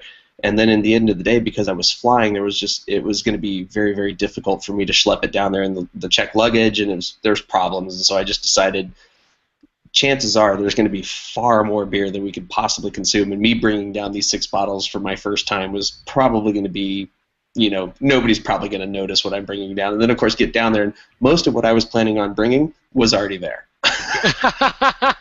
Yeah. I'm like, all right, never mind. Yeah, I've actually worked. I've only worked one of them so far, but Jen mentioned that she's going to hit me up. They're doing another one again. They've been doing these rate beer. They did one called Beauty from a Barrel. Is that what it was called? Or no, Rate Beer Gallery. So they did Rate Beer Gallery 2, like 4 months ago, something like that. And a friend of mine mentioned to me that, hey, they're looking for volunteers to help do stuff at the event. Hit him up. So I sent them a message, and Jen got a hold of me, and so I went down and volunteered. And she ended up, where they did it in the city, they did over 3 floors in this building, and she ended up putting me up on the top floor. They did a bottle share where her and Joe had received a bunch of stuff from Prairie, Lagunitas, Stone, and Almanac. So I had Pirate Bomb. I had like 4 or 5 cases of Pirate Bomb. Almanac number 4, the Farmer's Reserve, like the lemon bomb that they make, Suede, and Gnarly Wine. And so basically my job was to pour that all night long. But I had to rotate through. So people were hoarding my table because they wanted to get to the Pirate Bomb and the Almanac. So I was just pouring that all night. And they just had another one here recently. They invited me to help volunteer for it. I couldn't go because Shannon and I were doing something. But she mentioned she's going to ask for volunteers again. And it's just fun. I'm like, you're not getting paid to do it. You're just volunteering and pouring beer. But it is so cool to be there with all these people, and you get to see all these geeks that you normally wouldn't meet these brewers and just hang out, and it's a lot of fun. They put on a really cool event. Lots of good funny you mentioned Prairie, because I've got a good friend of mine here in Portland that's from Oklahoma, and he knows a couple of he knows, not personally, but knows the guys at Prairie. And one of the bottles that got opened up was a 3-liter Jeroboam of Elizabeth. Holy shit. And so I took a picture of me holding this empty bottle, and I texted it to my friend Chad. And I said, so this happened last night. And he texted me back right away. He goes, holy shit, that was a one-off that was produced for Chase's sister's wedding. It was like never really distributed or anything like that. And these guys had a 3-liter Jeroboam of that particular beer. Jeez. Holy crap. Who has that stuff? Those guys, apparently. Those guys. Totally. I know. This next time any of you guys are around next time, or when we get together, I've got a whole bunch of beers now. You don't know him, Duke, but Hopkins. Will and I split a brewery reserve society membership this year, so we're buying way too much beer. One of the few reasons why I still wish I lived in California. Oh God, it's so nice that they will ship to me, and it's Golden State overnight. So if I ordered it in the morning on Thursday, I have it the next morning. It just here's your beer. Happy, and it's like $20. It's like set amounts for quantity of bottles, not per weight. So it's like $15 up to X number of bottles, and then 16 or it's like $22 for this many to this many bottles, and so on. But anyway, there's another new brewery in Berkeley, over by Bison, the Rare Barrel. Yes. God, their sours are just amazing. Some of the most well-balanced and diverse flavors and sours I have ever had. Really? Oh, it's all over the board. They go from like tart, puckering sour to malty goodness and all the points in between, and they're all really well balanced. They're very well done. They did a Founders Club, kind of like their own reserve society. First year's called Founders Club. They're going to do a different name every year. Basically the same price as the brewery was. But they've been releasing bottles as part of allocation and bottles that we can then buy. And I've got, I think, 6 or 7 bottles now in the fridge downstairs. Some for Will, some for me. But I'm stoked because now I've got that stuff. In the first year they're in business, sitting in my fridge downstairs. I cannot wait to open them, but I've been holding off. I kind of want to wait till the end of the year when I get everything to see what it looks like and do just one big bottle opening. See, now there's a law we need to fix. I should be able to subscribe to those clubs at different breweries and get it sent to me in Oregon, because you can do the same thing for a winery anywhere in the country and have that wine shipped to you, but you can't do it for a brewery. Correct. Yeah, I was actually nuts. I was talking to a sales guy from FedEx the other day at Russian River. I was meeting with a client. I was at the bar. He's an account manager for the West Coast at FedEx, and we're talking about that. And that is his job with FedEx now, is to basically lobby the state legislature to make that change, at least over here. But FedEx is like, we'll do it. We'll happily do it. And they are actually lobbying to get that changed so that. Well, it works for them business-wise. Hell yeah, it does. God, the amount of money they would make in shipping costs from people like, I can buy from Prairie or so-and-so and wherever. No. What's the situation with Just send me all of the beer. No one uses U.S. Postal Service. It's all FedEx. It's illegal. It's illegal. FedEx is the only one that can. Yes. But they're changing it. That's changing. And the only reason I know that my parents both work for the Postal Service. My stepmom's is a postmaster. My dad just retired from the Postal Service, and I was told in the next year that's changing. That the Postal Service is changing all the rules on shipping beer in bottle, and those decisions have been made and they're coming down the pike. I think the issue has been, and correct me if I'm wrong here. Yeah, I know it's a lot of this. Yeah, but I think the issue has been, from what I've heard, is that FedEx is like the only one that's actually, like one of the only ones that's actually like has the paperwork, whatever they can, to actually ship that stuff. It's like a whole process they have to go through to legally be allowed to ship spirits and wine and blah, blah, blah, blah, blah. And they're about the only one who's actually gone through the process to do it. But beer is the only one that's basically not allowed to do it. Right. So they have to go with specific ones for state restrictions. So Golden State Overnight for the state of California is allowed because of what they do, but it's a very niche market. Yeah. I remember the very first time that I went to go ship some beer to a friend of mine via FedEx. I went to go drop it off, and they're asking me what's in the box, and I said, oh, there's some beer in there. And I remember the guy looking at me specifically goes, okay, yeast samples. Yes, that's what it is. It is. Well, the place And I went that to was okay. Yeah. The place I went to downtown Santa Rosa to try to ship for a beer trade, I had packed it up in a bottle shipper, all this stuff, and I took it to the guy, and I already prepaid for shipping, put the label on it, good. Went to drop it off, and he's like, he looks at me and he goes, "So what's in the package?" Very accusatorily. "What's in the package?" "Gifts?" He's like, "Well, I just moved it around, and I know there's beer in here, so I'm gonna have to open this before I can do anything." I'm like, "You're not opening the package." I'm like, "That's private property. You're not opening that package." And he's like, "Well, I'm not shipping unless I can open it." I'm like, "Well, then I will take it back." He's like, "I should just call the police or something." Like, "You need to calm down there, Chief." I'm like, I get law enforcement involved here. I'm pretty sure my words to him, because I was in a hurry going back to work anyway. I was just being snarky. I'm like, you need to calm down, Chief. I'm leaving. So I took my box and I left. But for the most part, I haven't had a problem. The place I used to go, the Pac-Man place I used to go, she didn't actually care. What I've done now, USPS a couple times I've used, and FedEx a couple times I've used. I probably shouldn't say this out loud, but I just make a point of wrapping them up real well, and so they don't move too much in the package. Most of them don't. Together. What's that? Don't clink together. I've actually stopped using the bottle shippers because the styrofoam inside the packaging moves a lot, and they feel weird about it. So I just use either popcorn or something else and wrap the bottles in bubble wrap well. I've actually never had a problem. I've never had a bottle burst. I've never had a can open. No issues whatsoever. Nice. I prefer FedEx because they're the easiest ones to ship with, and I can get it done real quick. So all I do now is I package it up and I go to the local shipping office and I just drop it after I put a label on it, and it's fine. But he was telling me, he's like, we're actively trying to change that because the amount of business we could have and the amount of business breweries could have and consumers could buy from would be exponential. Huge. Yeah, absolutely. Yeah, I hope that changes. I mean, I remember buying something from Cascade a couple years ago, and they shipped to me no problem at all. I'm like, how is this? They've solved the problem? Why is this not a thing? I'm pretty certain that they have a winery license. Oh, okay. So they've got, in Oregon you can get a license with multiple alcohol production things on it, winery, distilling, beer, and as long as you've got a winery license, I'm pretty sure that's how they're getting around that. I can't say for certain, but I seem to remember somebody mentioning that they have a winery license, and that's how they're able to do it. Gotcha. Okay. That makes sense. Yeah. Well, with that note, I got to get going, guys. It's been fantastic chatting with you. Yeah, you too, dude. Same path. You guys have a good evening, and I'm sure we'll see you again. Definitely. Duke, it's nice meeting you. Good to see you in person, brother. Take it easy, man. We'll see you soon. All right, sounds good. All right, later.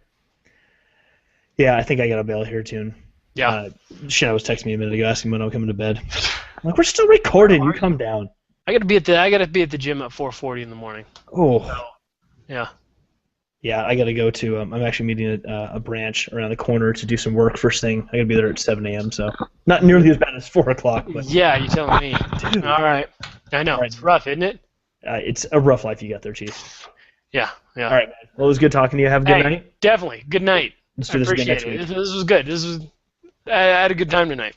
I'll work on making sure we can get more people, either Duke on or others on a regular basis. We can have this sort of thing going on because I think that works out really well.